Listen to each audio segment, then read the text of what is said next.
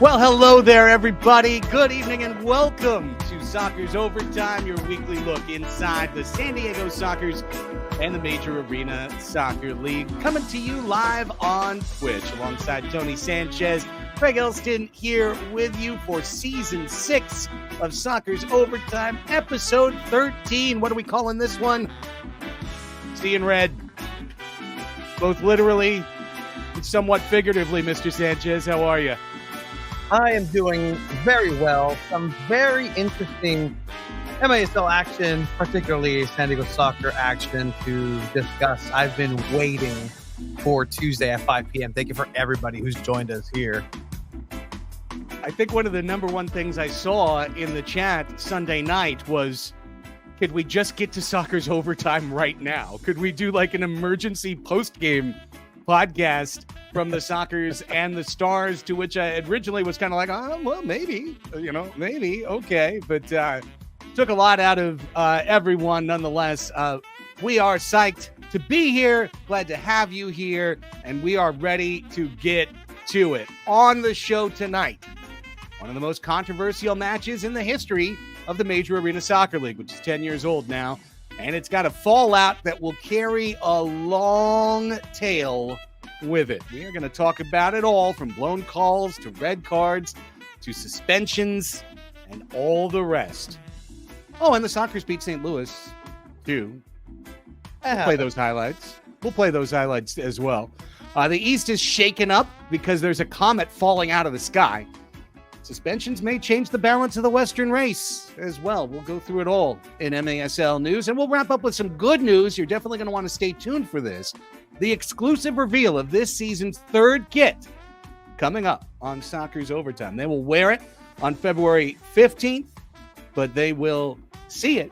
You will see it tonight, only on the show of record in the MASL Soccer's Overtime. We say thanks to everybody who is joining us live today. It does look like we've got a hefty group here. I think everybody is a little curious as to what we have to say this evening, so understood. We appreciate all y'all being here. Thanks to everyone joining us live. Remember, we do this show live every Tuesday, 5 p.m. Pacific time, from the start of the season till the end of the season, right here on twitch.tv/San Diego Soccer. So if you happen to be on YouTube watching this the next day or days after, thank you. We appreciate you just as much. Please hit like on the video. Please hit subscribe on our channel to be alerted for future videos. To everyone listening on the podcast, thanks to all y'all as well. But don't forget, we are a live show.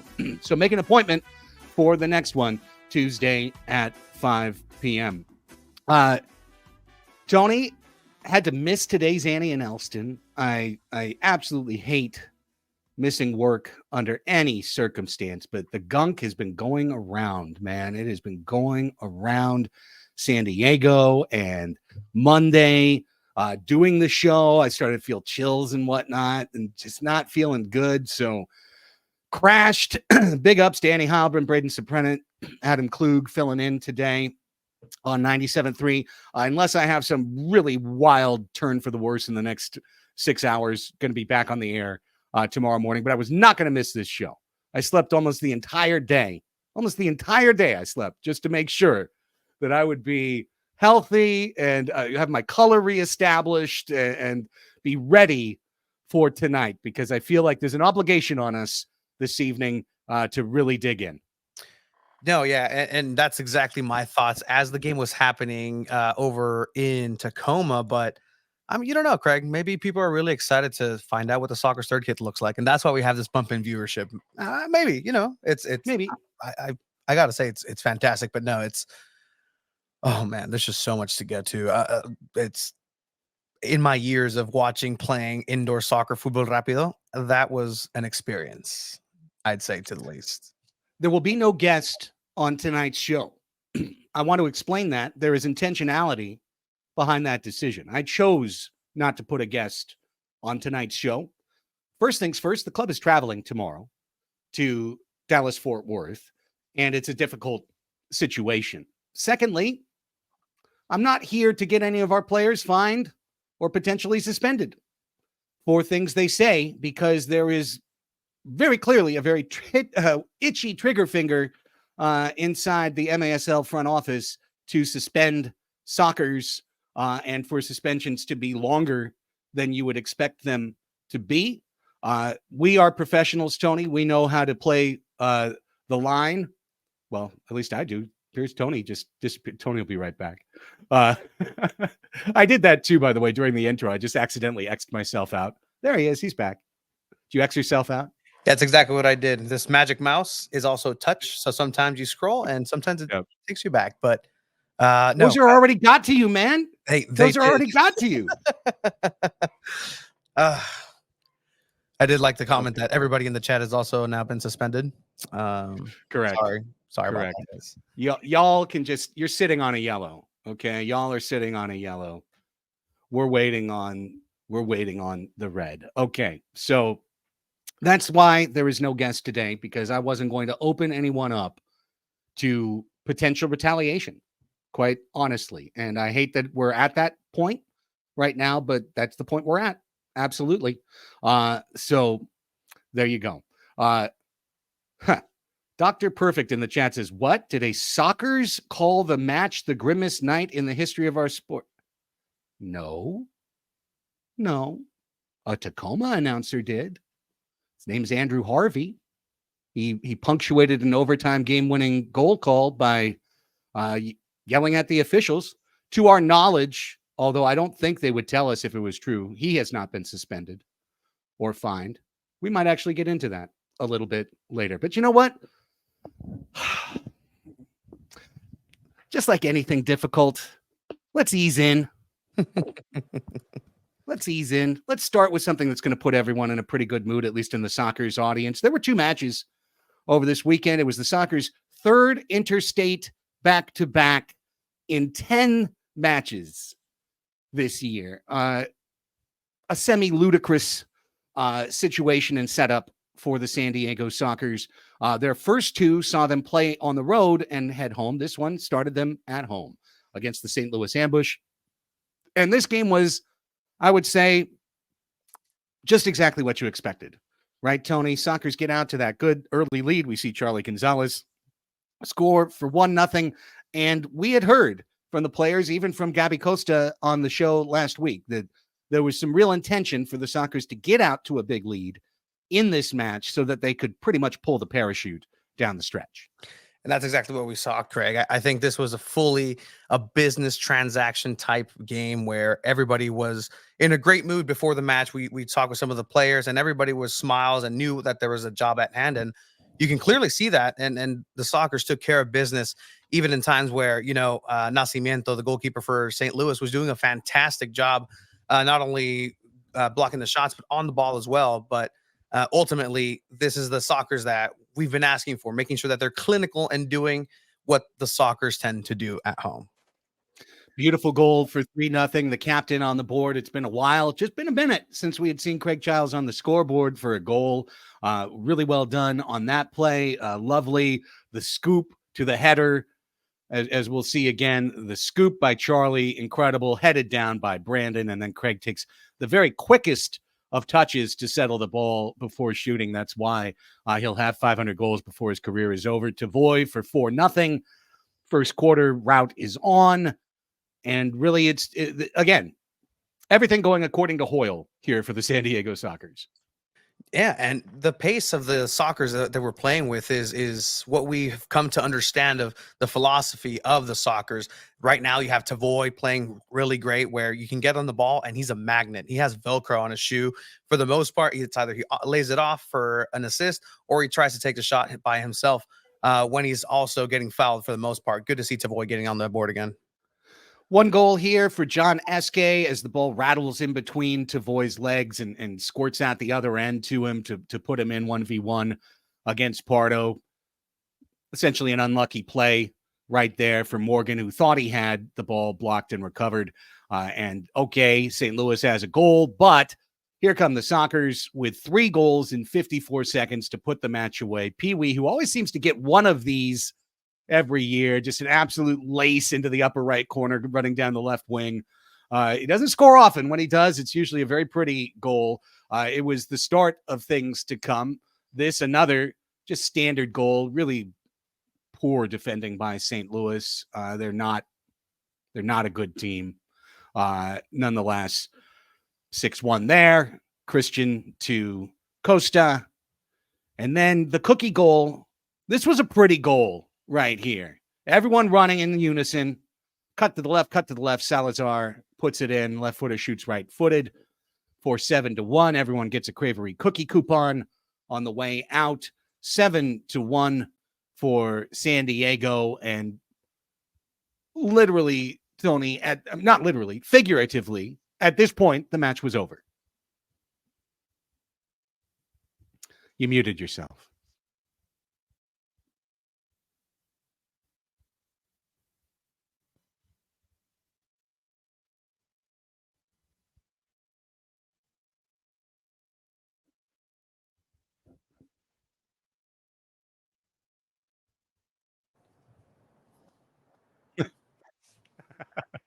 Tony, you're muted. I think you're back now. Are you back? Yeah, we're back. Yeah, I think Sigic got in there on you, man. Yeah, no, I think that's this happening because I mean we have pretty great soccer's equipment here, but no, I really like the beautiful nature of the selflessness of the soccer's that I was intending for that Cravery cookie goal. Salazar getting himself on that sheet. I'm gonna do some diagnostics work here. I think All right. it's all good. It's all good. Yeah, it's all. I think we're okay at this point. You'll figure it out. There's Child's second goal for 8-2. That's the end of the match. The second half, I'm glad there's not many highlights here from Eddie Trujillo because there were no highlights in the second half of this match. The Sockers pulled the parachute completely. Both teams did. They essentially played patty cake with the ball in the second half, going back and forth. There was no physicality. There was no intensity. Boris Pardo sat out the fourth quarter for Xavier Snare-Williams, which really led me to kind of a question after the match. I saw Boris after the match. I said, okay, so are you going to play tomorrow? Meaning in Tacoma. And he said, well, yeah, that's why I sat out the fourth quarter. Which made me think to myself, if you're going to do that, why not just have X start the game and give Boris, make him completely fresh for the next day? Because we know how difficult it's going to be. We know no matter how, if you give him 45 minutes or 60 minutes, it's still a night's work on your body, followed by recovery, followed by a flight the next day. But that's, not for me. That was for the coaching staff to decide, Tony. But one point I would make in terms of how dull and dispirited that second half was, is that normally in the locker room, adjustments will be made, discussion will be had with head coach Phil Salvaggio, assistant coach Cheeky Luna, with Sean Bowers, who quite often is stepping in with words of wisdom for the staff, if not for the players themselves. And all those cats were out on the floor on Saturday for the alumni night game, which was a great game. And hey, big kudos to Team Cheeky. 5-0 over Team Bowers. I mean, just absolute. I don't know I've ever seen 5 goals scored in 10 minutes in an alumni game before. Never mind 5 for one team. Brutal. So, yeah, Sean takes the L on that one. But I did feel like the whole thing in the second half was kind of like, okay, cool, let's just get to tomorrow. Let's forget this. Yeah. Who cares? You've seen the alumni. You've enjoyed your $3 Bud Lights. Now let's sober up and get ready for tomorrow. Yeah, and to your point, right? X had a great game, and last time he was in Tacoma, he played well. I'd argue had some, if not some of the most key interventions in that matchup with an assist and a couple of good saves. But in knowing just Boris and how he operates, it was almost a victory to have him sit out because he goes off full throttle. Like right. Asking him to sit a whole game might be a near impossibility just with the way that he operates. But again, hindsight is 20/20 on this one because that if X would have gotten that situation, I don't know if he gets himself a red card. Last thing, and we'll get to the match everyone wants to talk about. Lisa and SD just commented, it was great to have Branko Segota in the arena again. And it was true. Branko Segota was there. First time in years at a soccer's match on Saturday night. Big ups to folks like Sean Bowers, John Green, repairing old wounds, getting things right, getting everyone on side. A year ago, it was Kevin Crow, who hadn't been around for a while. Now Kevin was back. Looks like he's an every year guy. And Segota was back this year. And I just have to tell you, I didn't know. No one, it's fine.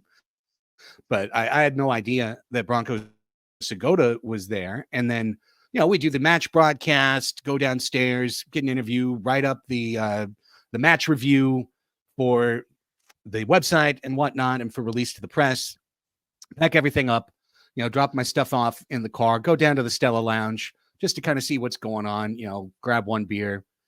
And I did that, mostly was chatting with the security guards about the golf tournament. There wasn't much to it. And then I'm walking out. I'm ready to leave, and I'm walking out, and there's two people behind me, and I just turn around and look. And even though he's 40 years older, wait a second. That's Bronco Segota. Because as you remember, Tony, during the COVID year, I spent the whole year cutting clips from 1981 all the way through 1992. And I can't tell you how many Bronco Segota goals I managed to record over that time. So got the chance to say hello. I did the literal thing, at the street corner. Are you Bronco Segota? He's like, yes. And then I immediately fanboyed out. And I told him our intentions, because we've had an intention to retire his number for a while. Wow. For a while. And, nothing official, but I'd say next year at Front Wave Arena makes a lot of sense to get Broncos number 20 up in the rafters. No dissing any of the supreme stars who have had their numbers retired. Every one of them a legend, every single one. But Segota can't write the history. Yeah, kind of the best of the group, the most championships, the most goals. He's just an absolute superstar of the era, a superstar of the era. And remember, he was part of the New York Arrows teams that won 4 championships when he was just a teenager coming over from Eastern Europe. And then his time with the Sockers for so many years, and all the success he had, and eventually playing against the Sockers with St. Louis Storm, and continuing his career. Just great stuff to have Bronco there, to have, like I said, almost it feels like a wound healed by having these stars back in the fold.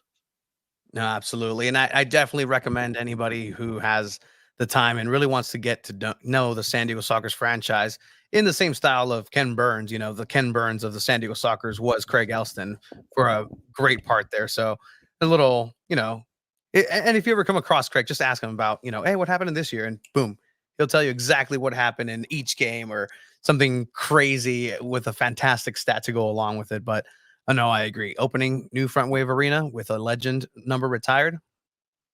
I like to see that. Me too. So let's hope that happens next year. JG says, shout out to Guy Newman for making that connection.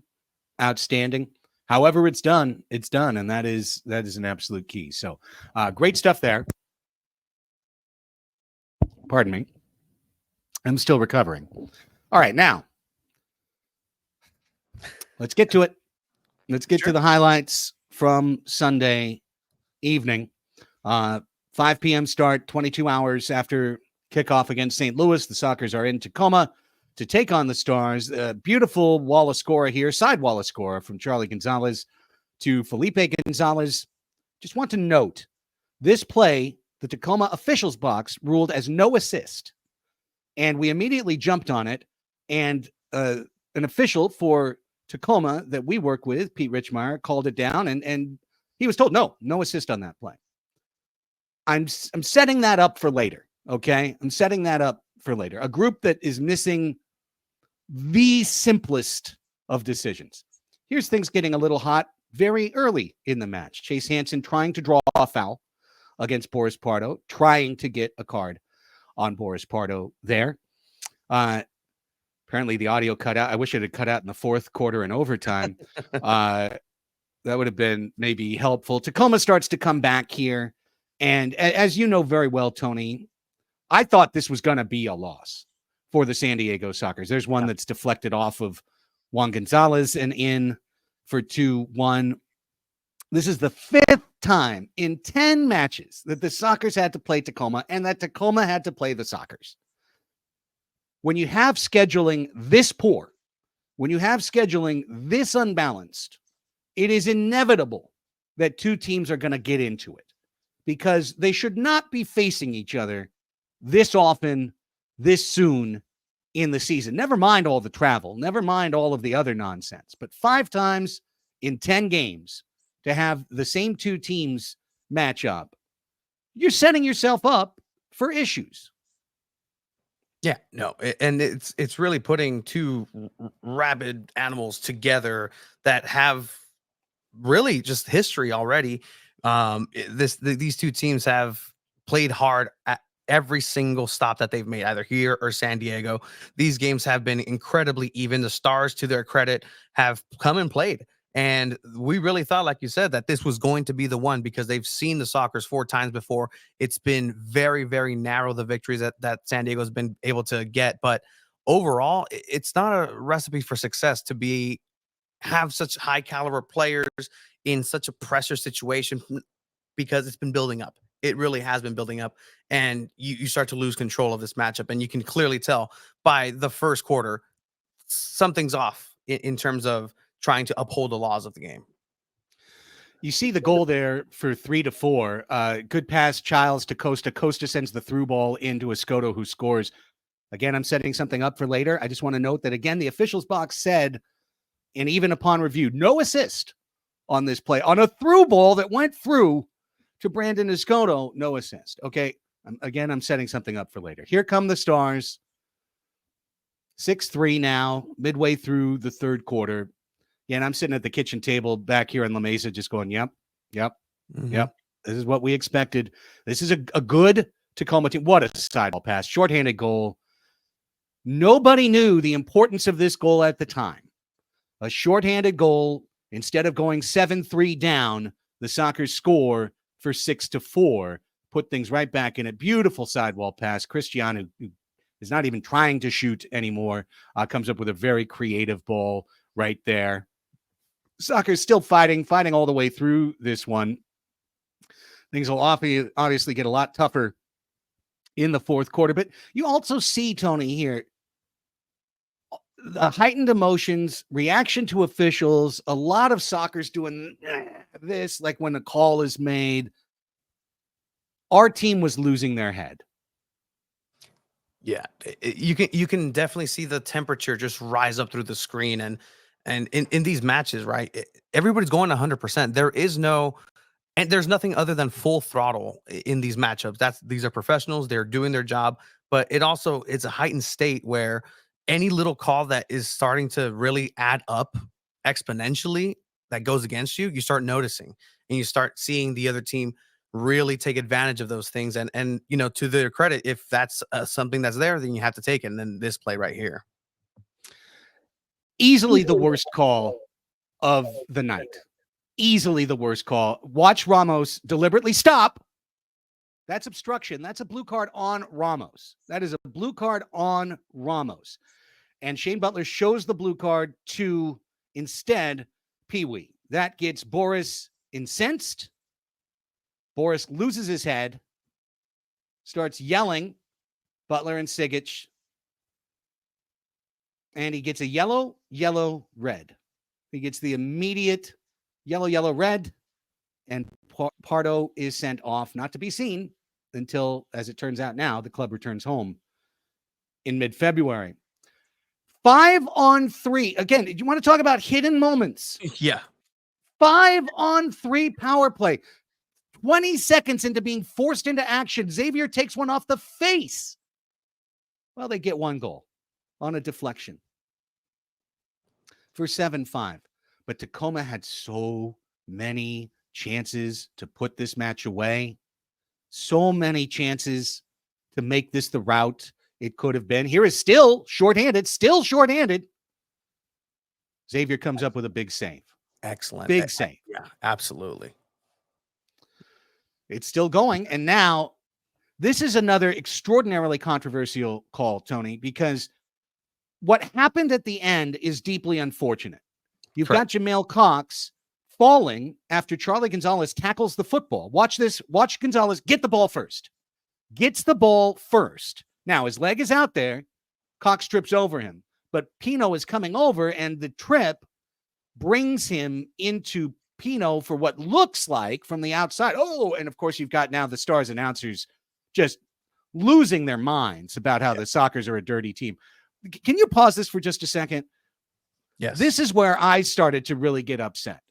Okay, if you don't mind, back it up like 10 seconds. Thank you. So here's what happens. I want to be really, really clear about this. Here's what happens. All of this stuff is settled down. And Tavoy Morgan asks for a water bottle from the bench, which, in order to be fair, pause it right here. See that bottle?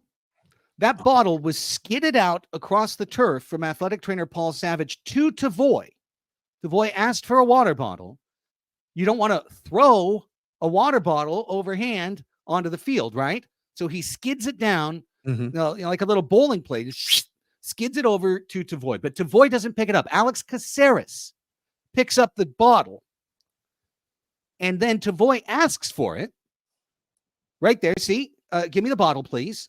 He's asking for the bottle, at which point Alex puts it in his right hand. Look at that. He moves it from his left hand to his right hand to keep it away from Tavoy Morgan. So Tavoy reaches behind and pops the bottle out, and Caceres pretends like he's hit in the face. He literally puts his hands to his face, and he sends Butler into the replay room. This was a classless display of overt showmanship in an attempt to try and draw a penalty or a suspension on Tavoy Morgan. It was a deeply, deeply unfair and unnecessary play. And I really think it's a big tone setter for what's going on, because Tacoma is winning, but they're not just trying to win. They're really trying to stoke this. So here we go. It's another power play. It's another two-man advantage. 4v3, pardon me. Another 4v3 advantage. Tacoma can ice this game, but they cannot, because the Sockers penalty kill comes through huge. Xavier comes up big, a couple of giant saves. Cardenas, the big block. Now under 3 minutes to play, and there's another penalty. By the way, the Tacoma announcer immediately says, sell job, yes, on Costa on that one. Now this, let me be clear. I think that should have been a red card on Tavoy Morgan. Mm-hmm. That is a leaping block of a distribution that is 100% not needed. Now, what happens afterwards is Rafael Cox shoves Charlie Gonzalez in the back of the head.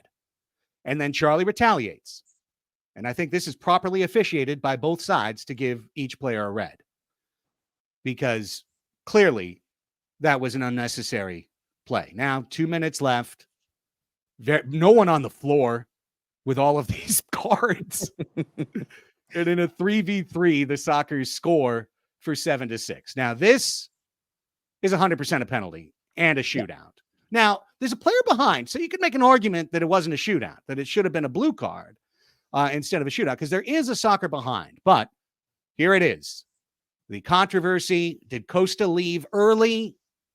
The Tacoma announcers absolutely insist that he did. I have no reason to disbelieve them. They can't have their eyes everywhere at once, but I can believe, and especially the circumstantial evidence of seeing him a good 3 steps ahead of everybody is hilarious. And then the Sockers score with 1.9 seconds left. Now, here's the problem. The player who scored was supposed to be in the penalty box. Yep. But the fourth official's box let out Gabriel Costa at a moment that they should, or pardon me, I think it's Juan Gonzalez, at a moment that they should not have. Their mistake. And so even though it's 7-7 at 14:58, the officials get together, bring over the coaches. You can see him say, look, there should have been 5 for you and 4 for you. And instead it was 5 and 5. And that shouldn't have happened. So it's our mistake. We screwed up. We let a guy out that we shouldn't have let out. So we can't penalize you for this, but we're going to take away your goal. We're going to set the time at which the player came out, 13.6, and we're going to give you the ball back, at which Cesar Cerda makes one of the best passes in the history of the soccer's modern franchise. Excellent. Unbelievable. Just the whole play, the IQ to have Xavier obviously come out, that is a rule. Roll that ball perfectly, get out in order to have that pass even be a possibility is excellent execution of teamwork and technique. And that's just knowing the rules, since that's kind of the theme of today is knowing the rules or not knowing the rules. Do you see Brandon there gesticulating at the officials box? Brandon got fined. Yeah. Brandon got fined. Every time they'll figure out a way to get Escoto. I'm surprised they didn't suspend him. Just absolute perfection. You almost feel for Chris. Chris is like, oh. On to overtime. Overtime starts with Tacoma on a power play. Mm-hmm. They don't score.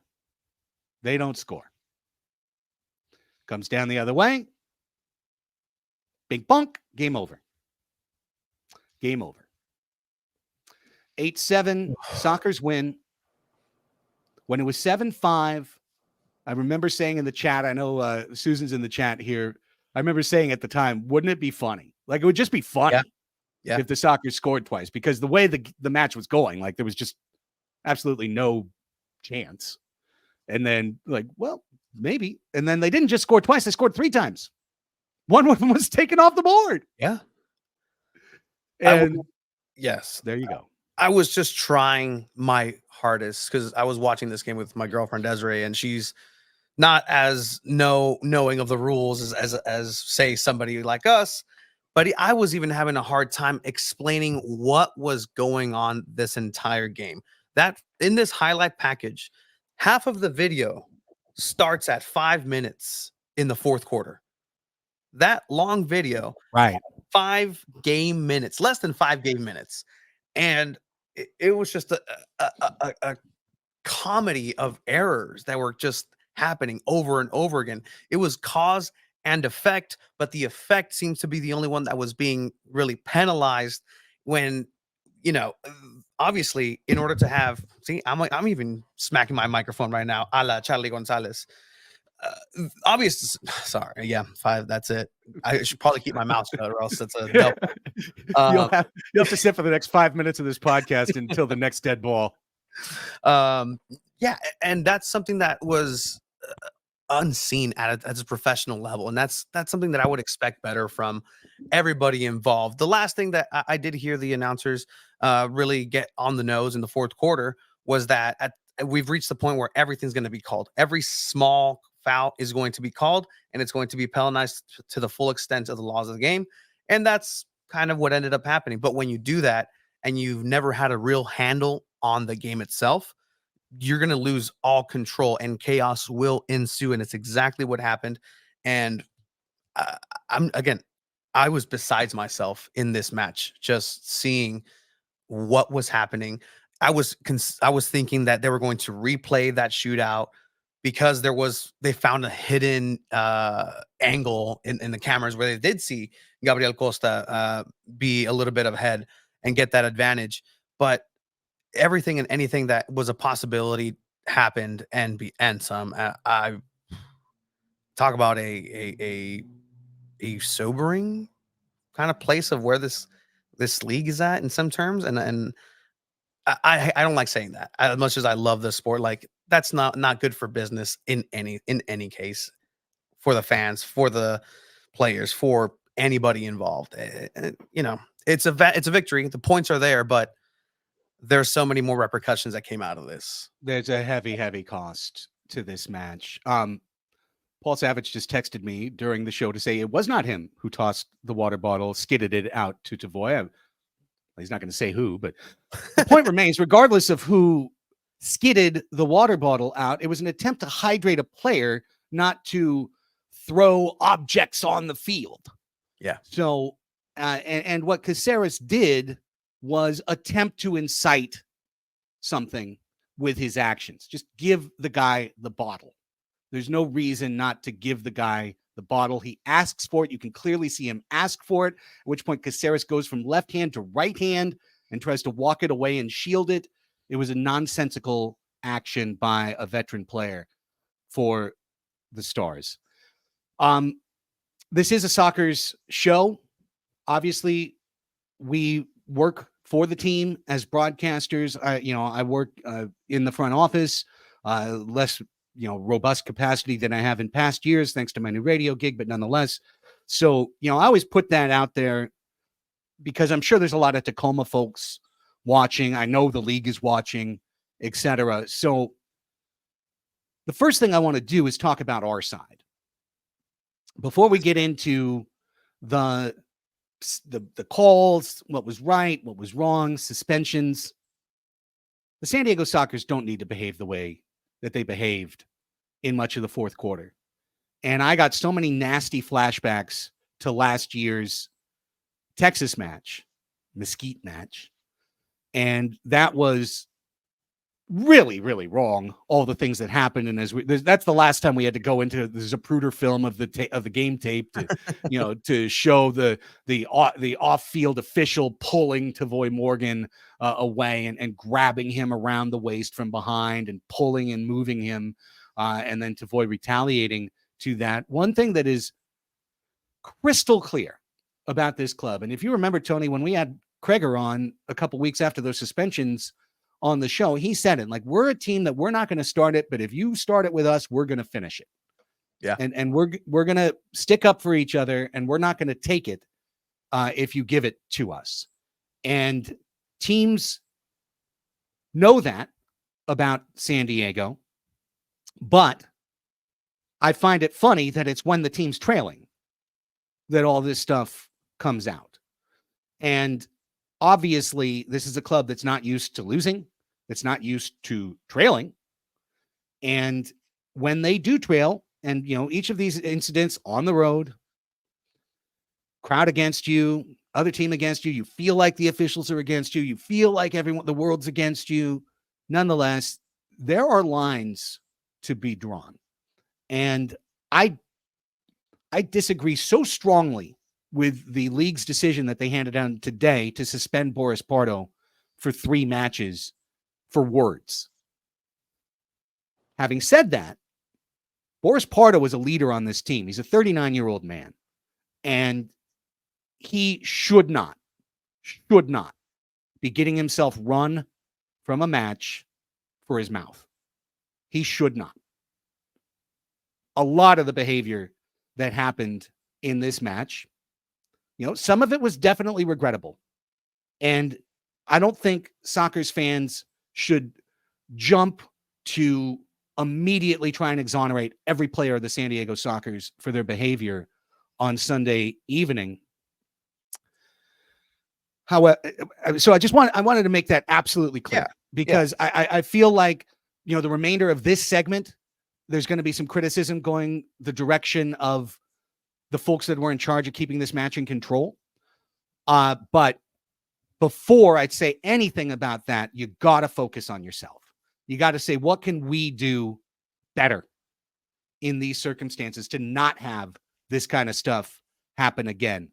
And when the tone is set by one of your veteran leaders, going after not just an official, but, the 2 officials there were literally considered the 2 best officials in the league, or at least one, Shane Barber, who has won the award for best official in the league, and the other, Ryan Sigich, who's in charge of all of the officials. So it's not a situation where you're like, oh, look at these lousy refs. Look at these guys. Look at these part-timers coming in and like, these are the guys that, I saw this all the time. From the announcer of the match and from a lot of fans. Yeah. These refs don't know the rules. They don't even know the rule. Are you kidding me? This guy's practically wrote the rules. So that was unfair criticism directed at Sigich and Barber. I went back through the fourth quarter. Frankly, almost all of their calls are correct. Yes. In this fourth quarter. Yes. Almost all of their cards allowed, cards issued and calls made are correct. The one call I would really, really point at is the obstruction call that should have been made against Ramos that instead turned into a tackle from behind by Pee Wee. That was a cynical play by Michael Ramos, and the officials simply missed it. They didn't just miss it, they misread it and called it the other way. And that's what lit Boris's fuse. And Boris said, now, to be clear, I haven't talked to Boris about this. I have talked to other people about this. I was sick all day. I slept till 1 o'clock today. So I wasn't in a fact-finding mood. But from what I have heard from members of the Sockers front office, Boris said magic words. He said the magic words to get suspended, or to get ejected. And we have been around baseball players getting ejected, basketball players getting ejected, football players getting ejected, etc. And when you say certain magic words, you will get run. Like it's the nature of the business. And Boris shouldn't have said what he said.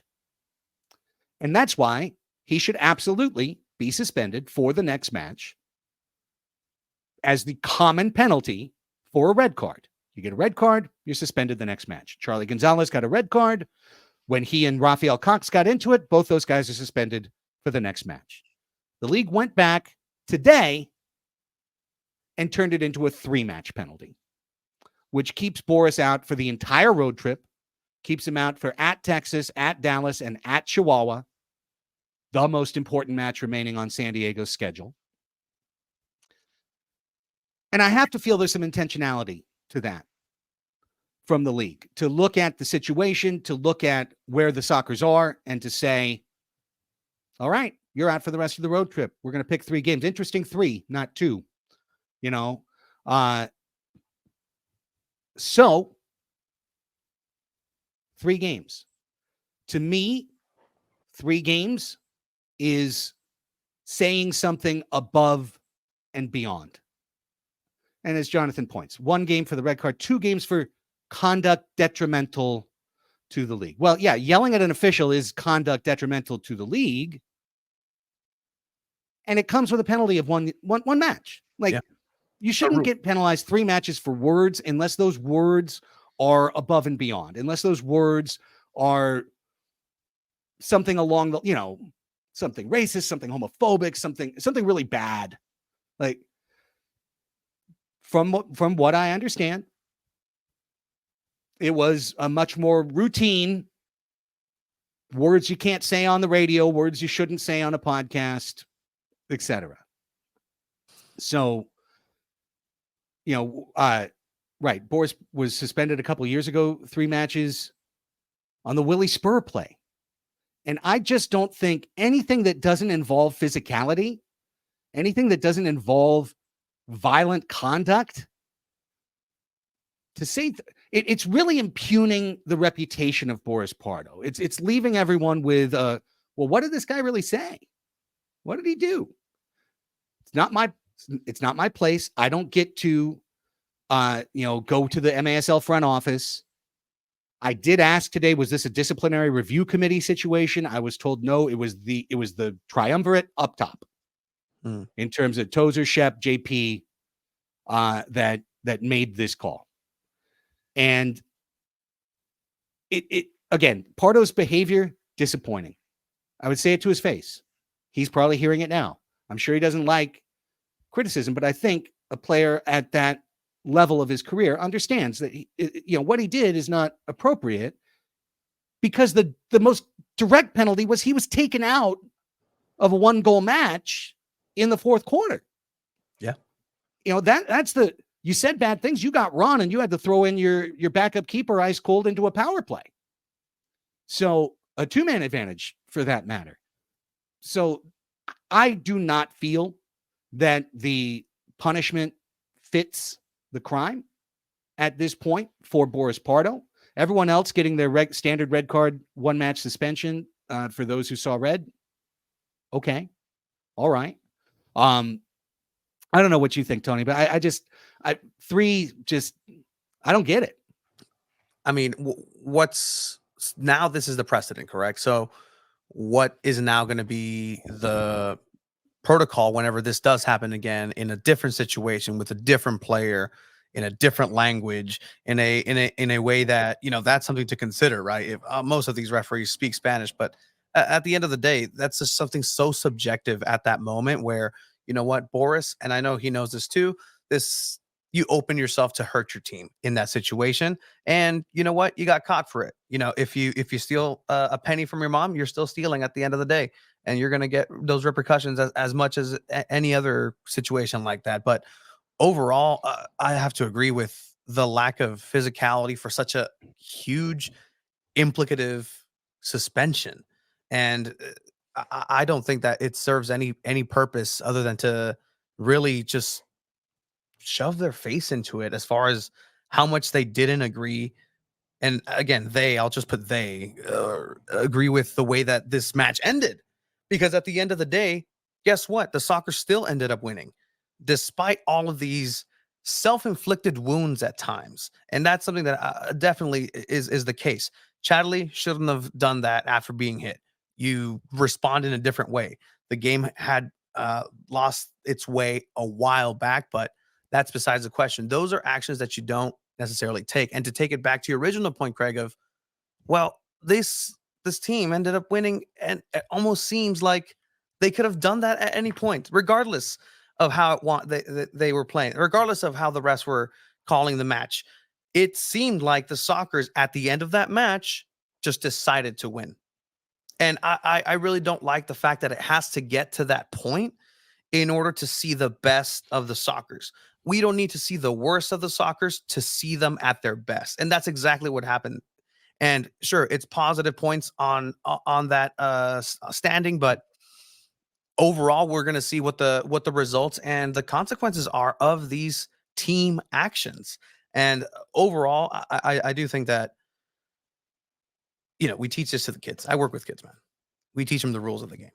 First thing you tell them is, see that guy with the whistle? Whatever he says goes, and you respect him as much as you can, because then I'll take over as a coach. Sure. You're actively in the game. You're opening yourself up with those words, whatever they were. It could have been the most minor word, but if you put yourself in a situation where you're insulting a referee, those are their prerogative to do. They can go ahead and card you. They can go ahead and just say, you know what, adios. And that's exactly what happened. Putting you now in a situation where X has to come in cold, as you're saying, potentially opening himself up to injury. Yeah, they warm up between the periods and the quarters and when they can, but you don't know that. That's not something that you're going to go ahead and know with the crystal ball.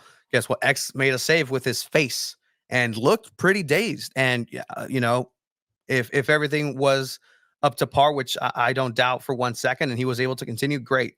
But what happens when X goes out with a head injury? What do you do then? That's you put in a player keeper, because they only had 2 keepers on the roster. Yep. And I know the announcers were like, oh, well, they haven't even gone to get a 6th attacker yet. Like, they were just sure that X was going to be out of the match. But he wasn't. And X is a huge part of the reason why the Sockers won the match on Sunday. He's a huge part of the reason why they won the match. He made gigantic saves in the 4th quarter, in overtime. He hustled off for that equalizing goal. He was great.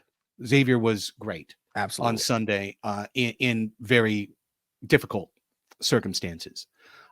If you are going to suspend Boris Pardo and offer no punishment to Alex Caceres, seems really weird. Now, I agree with Ken the Man. Pardo's mistake is you should never go after the officials. Yeah. It's not proper. It's not proper. No matter how bad they are, no matter how many mistakes they make, these are human beings, grown men. If you think that they are flying in on private jets and getting cushy full-time salaries to be officials in the Major Arena Soccer League, you are deeply mistaken. These guys are doing it because they love what they do. They could very easily make more money doing something else, almost anything else, and they choose to do this. And Ryan Sigich cares about this league. Shane Butler cares about this league very, very, very deeply. They care about this league. Going back and reviewing all the calls they made, the blue card against Pee Wee is straight up. It's a mistake. It's a mistake. They made a bad call. They called it exactly the opposite direction. The Charlie Gonzalez penalty, It's unfortunate because he does tackle the ball, but he's got his leg out there for Cox to trip over, and then Cox flies into Pino. And because of the level of collision between Cox and Pino, I feel like they felt like they had to throw a blue or else there could be a fight on the floor. Because the game at that point in the fourth quarter was unraveling, right? Through their fingers. The match was unraveling through their fingers at that point. They were doing the best they could to keep control of this match. Which brings us to the actual failure by the officials on Sunday night. If you remember all the way back 30 minutes ago when we were running through the highlights, I was setting this up. The folks who work as third and fourth and fifth officials in this league get paid even less. Okay. They are also doing this almost as volunteers for the love of the mat, for the love of the game, for the love of the sport. They are locals. Whereas, you have officiating crews that fly around the country, the on-field officials, the off-field officials are local. They're always local. So it's not to disparage their character or intent when I tell you that we know at Soccer's historically that Tacoma's officials box is not close to one of the best in the league. It misses a lot. It misses almost everything. These are the guys that are taking through balls and saying no assist. Like they just miss stuff all the time. Yeah. When you get to the critical moment of this match, with 30 seconds to play and Pereira standing over a shootout, looking to go up 2 goals, Sigic and Butler have specific roles. Those roles, one of them is going to be on the attacking line, right behind Pereira to blow the whistle. The other is going to be down low to whistle goal or no goal. And guess who has to keep an eye on the players at the midfield stripe that are running behind? It's the officials box. It's the officials box. Yeah. And the officials box straight up missed it. They missed it. So again, I want to be perfectly clear. I think the proper ruling would have been to retake the shootout. Correct. Yeah. If they spotted the error, it is incumbent upon those officials to call that error, to call it out, to wave their hands or whatever they need to do to get Sigic to blow the whistle and to say, okay, do over, line up everybody, do it again. But you can't expect those guys to have eyes in the back of their head or to be, 90 feet down the floor and to have the perspective of seeing whether someone's a little ahead of a line or a little behind the line or standing on the line. So in that sense, like, hey, call the match right. Yeah. And if that leads to Tacoma scoring on the shootout, okay. Then that's what happens. I also think Tavoy, who got a blue for jumping to block a Toth distribution. Again, Sigic and Butler know the rules better than me. They probably can point to chapter and verse in the rule book and say that's a blue. Mm-hmm. To me, that's a red cardable play because it's the cynicism of it. Everyone knows you can't do that. Jump up like you're the defensive lineman in a NFL game to try and block the field goal. Yeah, school year play. Yeah, that's what it is. It's not good. So I think those folks need to be staring in the mirror. Hopefully the Tacoma organization is going to try and get better in this way. And if they had, maybe it would have worked out better for the Tacoma Stars that night. And maybe it would have been a victory for the Tacoma Stars. But the Sockers don't put the third and fourth and fifth officials in the Tacoma Stars box and then control them. They don't. Nothing that happened in this match was in San Diego's control whatsoever. And this is the last thing, Tony. I saw Callan say that I said it yesterday on the radio. I did. The Sockers scored those goals. Correct. They scored the 5th, 6th, and 7th goals. They scored the 7th goal twice, leaving more time on the clock the second time. Indeed, they scored even faster. Tacoma blew it. The Stars blew it. They defended like a bunch of morons in the late fourth quarter and overtime. They in no way were mentally ready to defend that lead.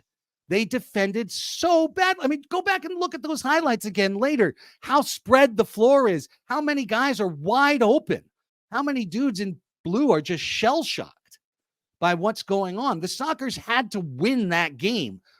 There aren't, maybe Monterey, maybe Chihuahua. There aren't very many other teams that would have even come close to winning that game, Tony, and the Sockers did win it. And I feel like a lot of people in the league that aren't San Diegans are trying to make it seem like the officials scored the goals or the officials awarded San Diego goals or the officials did something that directly impacted the scoreline. Everything they did to impact the scoreline was A, generally properly officiated, and B, in favor of Tacoma.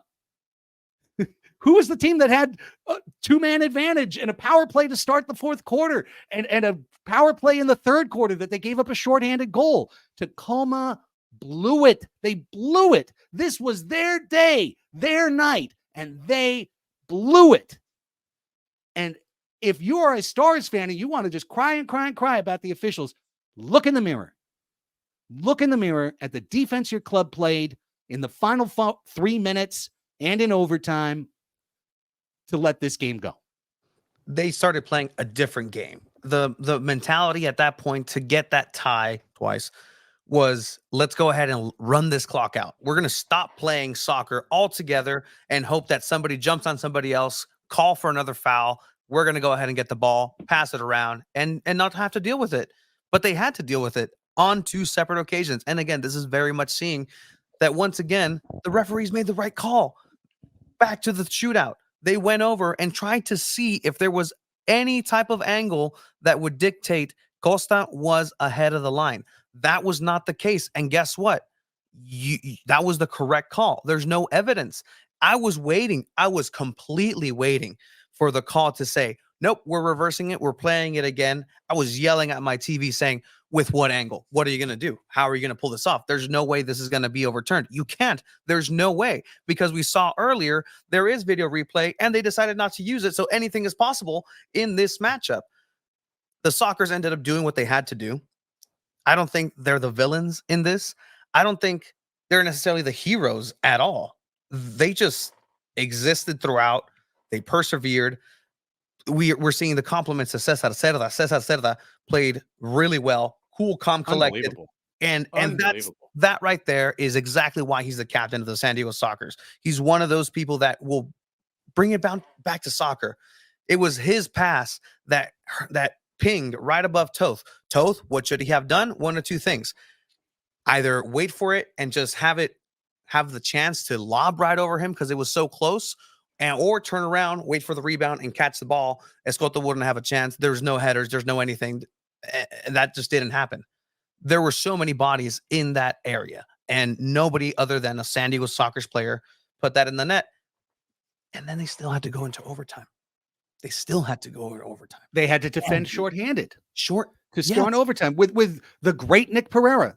And he is a great player. Absolutely. You know, I imagine I could hear someone go, "Oh, look at Craig. He's ripping Nick." I'm not ripping Nick Pereira. Nick Pereira. Now, did he play good defense at the end of in the overtime? No. But does he usually? No. But he's one of the best offensive players in the sport, in the history of the sport. He's one of the great offensive players. And he was on the shootout. By the way, Nick, that was either the 3rd or 4th time this year he has faced Xavier specifically in a shootout or penalty kick. And he tried something different this time. Each time before, it's been one step right-footed into the right corner of the net. This time he went for the slow motion, soul roll, move to the left, get out, get open, and the almost like cheeky just dump it into an empty net. You know, I'm so good, I can just roll it around you and walk it into the net. Yeah. And Costa hustled in and he blocked the shot. Yeah. Now, did he leave early? Hey, Tacoma literally has a camera on the bottom of their Jumbotron. They did. That is on midfield. So where was their camera? Where was the film? Where was the angle? Why didn't you have that camera on? It's a mess, and it's a mess that the Stars created in their officials box. Back to the first equalizing goal. How do the officials, the third, fourth, fifth officials, the guys in charge of the penalty box, how do they open the door and let a guy out before his penalty's over? That's ridiculous. It's mind-blowingly ridiculous. How could you? This is your gig. This is what you do. 2 minutes, figure out the time. Don't open the door until the time's up. So at so many levels, the fourth officials box let down the match, the league, and the Stars, especially the Stars, by not getting that call right. You want to rip everyone else. You want to rip Costa. You want to rip. Why are you ripping Gabriel Costa? He's trying to do his best to win a match. If he left early, call it. Yeah. And sanction him immediately, because that's a sanctionable offense. Go ahead and do that. But again, to that point of Nick Pereira, yeah, he almost took care of Xavier. But if I'm a Stars fan, I'm looking at that chance, that time frame. I don't care if you're Nick Pereira. I don't care if you're Craig Elston. The time that you have to shoot that after you dispose of the goalkeeper was an eternity. On his favored leg, just to tap it in. He allowed that to happen. He scores that goal. It's over for San Diego. That's it. That's the dagger. Done. No coming back from that. No chance. Absolutely no chance. But that didn't happen. Well, and I understand, kid. Well, don't throw the low-paid fourth officials under the bus. Oh, Tacoma staff member says, we do have the overhead, and we've stored it and forwarded it to the league for review. What, are you going to try and reverse the call? You're going to try and reverse the game? You're going to try and hand them? They're going to replay? What are you going to do? That would be further evidence of this league really holding San Diego to a different standard than the standard of the remainder of the league, thanks to heightened emotions. And I'm going to be kind of careful here a little bit. The president of the league is somebody who is not JP, by the way, or Shep or Keith. Keith is the commissioner of the league. The president of the league is Empire's owner. You may remember, I'll just speak facts. 2 years ago, he personally issued a statement impugning the character of both Brandon Escoto and Boris Pardo and the Sockers at large. We have seen since then, it seems like every year the league trying to send a message to San Diego with a certain suspension or hold. And, it's embarrassing. It's embarrassing. And if you did something like that, I just don't think you can. I don't think you can. You have to solve that problem when it happened. And I was all in favor of that happening at the time. I want the game to be called correctly. I don't care if the Sockers win or lose. I mean, I'd like them to win, but if you're going to lose legitimately, you lose legitimately. But to say, well, that's on that's on the elite officials. One is looking toward the net with a whistle in hand. The other is looking at the net to call goal or no goal. Everyone's got a job on the team. And to say, well, like these guys know, well, that's where it happened. And then they went to review it. Here's the very last thing. I swear, because we're going to move on. We're going to move on. We have to. But, I very much have experienced in the past being on a live mic and running red, having my emotions over the top, feeling hard done, and having that ability to say it right into a microphone